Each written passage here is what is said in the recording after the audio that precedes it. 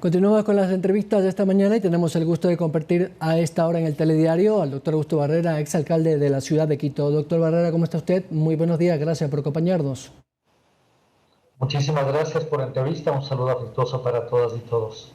Doctor, ahora que se viene ya esta posibilidad de que los GATS, municipios o en las mancomunidades puedan hacer un pedido de importación de las vacunas, ¿cree usted que Quito tendrá esa posibilidad? Digo yo, no solamente por el destino de los recursos que pueda destinar la actual administración municipal, sino también por la capacidad de gestión. Hay miles de países que están demandando las vacunas y muy pocos ofertantes, más allá de que ya tenemos un compromiso con la farmacéutica estadounidense Pfizer, está las europeas como Moderna o la de AstraZeneca, pero también se están sumando la china de Sinovac y también la rusa de Sputnik 5, o Sputnik V, mejor dicho. ¿Cómo ve usted desde el punto de vista ya de su experiencia, tanto profesional como de exalcalde, si existe efectivamente esa capacidad de gestión de un municipio como Quito, por ejemplo, para acceder a un lote de vacunas? Mire, bueno, muchas gracias. Me parece que la prioridad en este momento fundamental para la sociedad, para el país entero y para la ciudad es coordinar, multiplicar y articular esfuerzos de todos los sectores por preservar la salud y la vida de las personas. Creo que a veces uno pierde de vista esta perspectiva, ¿no? Yo creo que como casi todos los quiteños y ecuatorianos vemos descorazonados, tristes, este enorme descalabro institucional. Me parece que estamos en un contexto de descalabro institucional muy grave, justamente en el momento en el que más importante es tener instituciones sólidas, robustas, adecuadas, que puedan enfrentar las necesidades de las personas. Yo le puedo decir con toda claridad, en este momento disputas políticas, que piense uno, que piense otro, a la gran mayoría de la población le importa muy poco. Lo que nos interesa como sociedad es poder salir de esta situación. En segundo lugar, yo creo que efectivamente la gestión en general de la pandemia, de esta enorme tragedia que ha vivido la humanidad en el caso ecuatoriano, ha sido absolutamente deficiente. Lo he dicho esto en varios foros y no tengo ningún problema de decirlo. La gestión de la información, de la prevención, la relación con los médicos, la transparencia de la información ha sido desastrosa. Y me parece que ojalá, aun cuando le quedan muy pocos días a este gobierno, este cambio de ministro pueda abrir efectivamente las posibilidades. En esas nuevas posibilidades, evidentemente las funciones de rectoría en el campo de la salud son funciones que tiene el ministerio, pero creo que enfrentado en la situación que tenemos ahora, debe considerarse seriamente la posibilidad de articulación de otros actores, y estoy pensando básicamente en municipios y en universidades, que podemos tener un rol absolutamente activo, dinámico y protagónico en acelerar estos procesos. Mire, uno de los graves errores en términos estratégicos que ha tenido el país, y digo esto a partir de información secundaria, porque la propia información ha sido a cuentagotas y deficiente, es que parece que se apostó básicamente por una vacuna. Y lo que uno mira que está ocurriendo en el resto de países de América Latina es que los gobiernos apostaron por una diversidad, por una gama mucho más amplia de empresas y países con los cuales establecer coordinaciones, de tal manera que si usted mira el caso chileno, el propio caso colombiano, el caso argentino, son varios los países y las empresas proveedoras que permiten que efectivamente podamos tratar esto con celeridad. Hoy tenemos ya algunas decenas de millones de personas vacunadas en el mundo y en el caso concreto de Ecuador estamos prácticamente a la cola de la región, lo cual es gravísimo. ¿Qué significa esto? Significa aplazar y extender costos en términos de fallecidos, de sufrimiento y de enfermedad. Entonces me parece que en este momento evidentemente deberíamos buscar un acuerdo para que, manteniendo los principios de justicia, de priorización con criterios técnicos y científicos, sean un conjunto de actores los que puedan acometer el esfuerzo de la vacunación. Lo que sí es cierto, doctor, es que para que una vacuna, un medicamento tenga, digamos, el aval para la comercialización y consumo humano en el Ecuador necesita de una certificación de la ARSA, que es, digamos así, el organismo médico científico que da la autorización. Y a su vez también, ha dicho el gobierno, de la FDA norteamericana y la agencia europea, que son similares.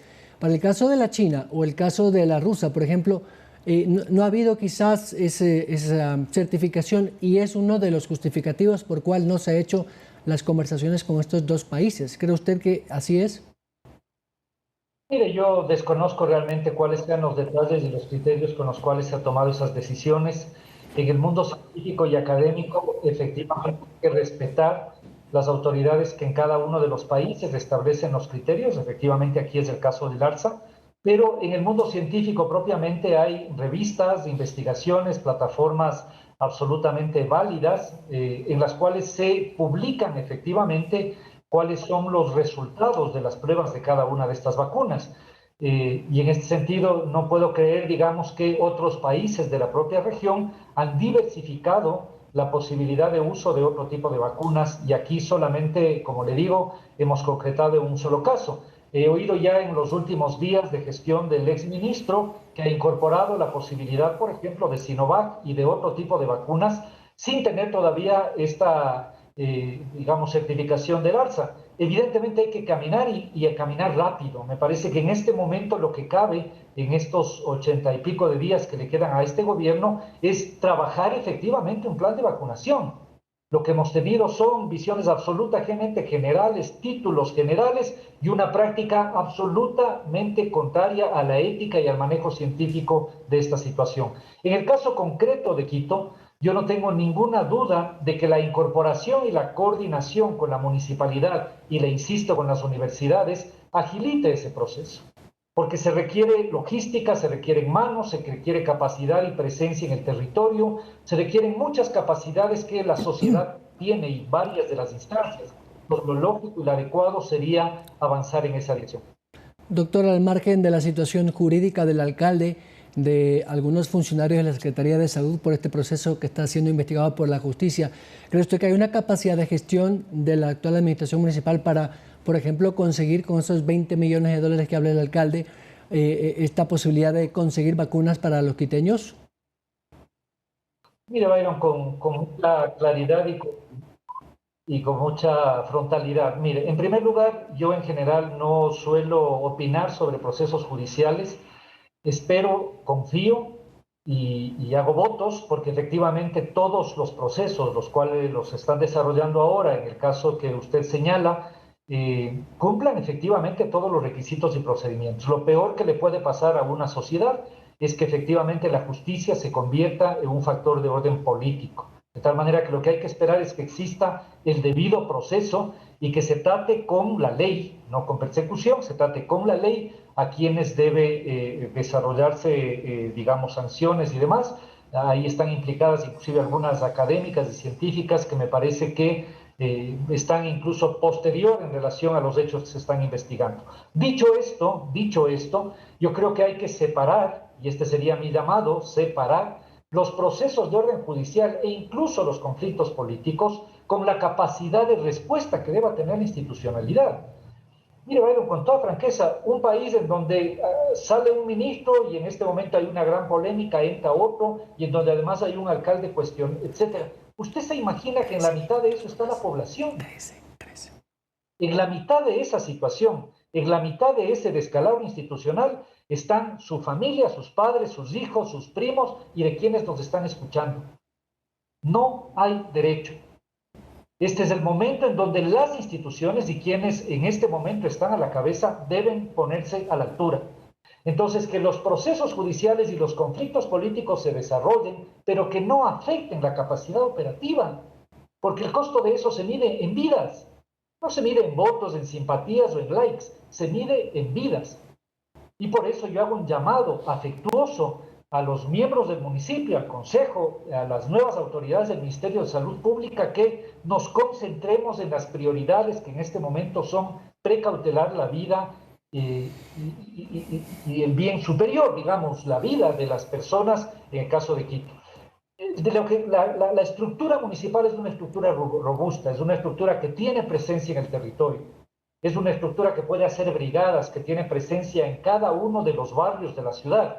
El conjunto de universidades que ventajosamente están en Quito están muy articuladas precisamente a una capacidad de respuesta. De tal manera que pensemos en este momento en ese conjunto de recursos que tiene la sociedad para poder afrontar eso. Sí, tenemos en paralelo procesos judiciales y políticos que respeten el debido proceso, que se ciñan a la normativa, pero no pueden afectar y maniatar la capacidad operativa de las instituciones.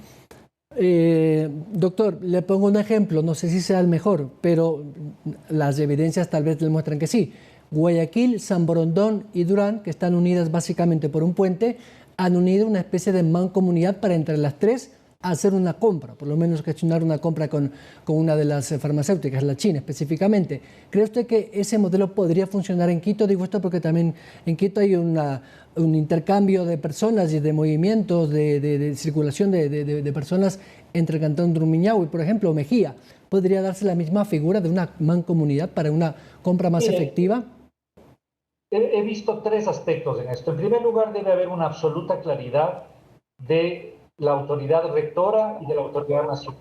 Este es el primer paso. Es decir, sin una posición clara y articulada de la autoridad nacional y en este caso del ente de regulación, todo esto que se está planteando simple y llanamente no sería posible. Porque efectivamente la competencia de salud y la titularidad de la rectoría y de la autorización están en el gobierno nacional. Entonces, este es un primer requisito que debería ser urgente. Entendería yo que es uno de los temas urgentes a ser abordados entiendo que haya un nuevo ministro de salud, ojalá pueda abordar. La segunda cosa es efectivamente que los criterios y los conceptos de origen científico que establecen unas prioridades en el proceso de vacunación sean respetados.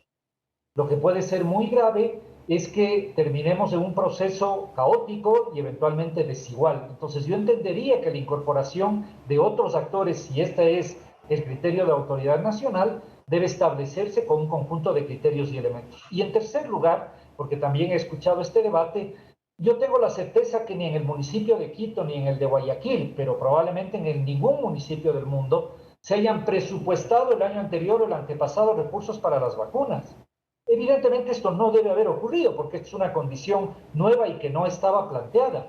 Pero entiendo también que tenemos los mecanismos institucionales para poder localizar, ubicar, invertir, digamos, esos recursos en esa prioridad. Entonces, definidas estas tres condiciones, yo coincido plenamente con lo que usted plantea. En el caso de Quito, prácticamente estamos conurbados, digamos, con el municipio de Rumiñahui, yo diría incluso ya con el propio caso del Cantón Mejía, la dinámica de Quito, digamos, con zonas como Cayambe, etcétera, es absolutamente intensa. Entonces, lo lógico podría ser acompañar, digamos, este esfuerzo en niveles de coordinación y de mancomunidad. Vuelvo a insistir, entiendo que estamos en un proceso electoral que normalmente polariza. Entiendo perfectamente que hay que seguir unos procesos judiciales que ojalá respeten el debido proceso. Estas dos cosas no pueden ser, no deben ser de ninguna manera óbice causa de la afectación de la capacidad operativa, porque eso se va a medir en vidas, en sufrimiento y en calidad de vida de las personas. Esa es la prioridad. Y entonces la población, los quiteños, los ecuatorianos, lo que necesitan es esa claridad para poder acometer precisamente estas prioridades. Doctor, me permito también aprovechar su espacio para hacerle una pregunta y por supuesto también su comentario. El Metro de Quito parece ser que no vamos a tenerlo este año, ha dicho la gerente general justo aquí en este espacio el día de ayer, que se va a hacer recién un periodo de prueba, de adaptación con el nuevo operador internacional, quizás en el segundo semestre de este año, y es posible que entre en operaciones recién el 2022. ¿Le ha faltado un poco de gestión administrativa a esta empresa pública del municipio? No un poco, Byron, mucho y desde la gestión anterior. Y usted sabe perfectamente como la ciudadanía, este fue un proyecto, digamos, con un enorme esfuerzo de la ciudad, concebido, diseñado, proyectado y creo yo bastante mal gestionado. Yo no puedo entender cómo una administración haga no sé cuántos programas de inauguración, de preinauguración, etcétera, y no haya hecho nada en relación a preparar condiciones para la operación. Y no solo me estoy refiriendo a esta administración, sino a la administración anterior. Usted recordará que la administración anterior ya casi preinauguró, etcétera, y entonces cuando hay la transición nos enteramos que no se había tomado ningún tipo de decisión en relación a la operación del metro. ¿Cómo una autoridad pública, cómo una institución no puede establecer la previsión suficiente de que este metro va a operar y que se requieren condiciones, capacidades, competencias, recursos, personal formado, reorganización de las frecuencias. Y entonces yo veo ahora un municipio que está intentando correr, ¿no es cierto?, para eso, porque, insisto, hay unos problemas que tienen que ver básicamente con quién va a operar, pero para que el metro logre efectivamente ese salto de la movilidad, necesitamos reordenar las rutas y todos los sistemas de alimentación. Y eso debió haberse estado haciendo, debería estar hecho. Deberíamos tener la caja común. Nosotros dejamos encaminado, veo ahora que volvemos al tema de los GPS y de la caja común. Yo le recuerdo que hace 7 años, ya son 7 años que dejamos la alcaldía, comenzamos a poner GPS y caja común. Entonces no puede ser que la ciudad se haya paralizado. Yo espero que efectivamente esto pueda ser resuelto de la manera más breve. Insisto, creo yo que el punto de vista es que se requiere un modelo que es el que la ley nos permita. Yo veía con mucha preocupación este modelo un poco raro, digamos, de concesión o privatización del metro. Yo no creo eso. El metro se ha hecho con recursos públicos y por lo tanto las posibilidades que se abren ahora son distintos matices de una operación, de contratación de un operador, ojalá con las mayores credenciales y ojalá, quiero decirles además, acompañado por una comisión técnica de los organismos multilaterales y ojalá efectivamente un proceso claro, público y transparente, de tal manera que la operación sea un éxito. Pero para eso tenemos que avanzar en muchos aspectos. Debió haberse construido ya el corredor que une El Labrador con Calderón y Carapungo. Debió haberse habilitado precisamente las estaciones que se hicieron antes como la Magdalena para tener ahí todo lo que viene del suroccidente. Debería articularse ya las rutas y las frecuencias con los nuevos proveedores de buses sobre la base precisamente del sistema metro. Es decir, todo este conjunto de elementos que hacen parte del sistema integrado deben realizarse. De tal manera que yo espero que entremos ya por fin, digamos, a un conjunto de decisiones que permitan que el metro opere. El metro significa un salto extraordinario en la movilidad y en la calidad de vida de la ciudad. Todos lo esperamos, mi estimado doctor. Muchas gracias, muy gentil, por su tiempo y sus reflexiones. A usted muchas gracias y un saludo para todos. Gracias al académico y ex alcalde de la ciudad de Quito, don Augusto Barrera. Vamos a la pausa, regresamos con otras entrevistas de la mañana.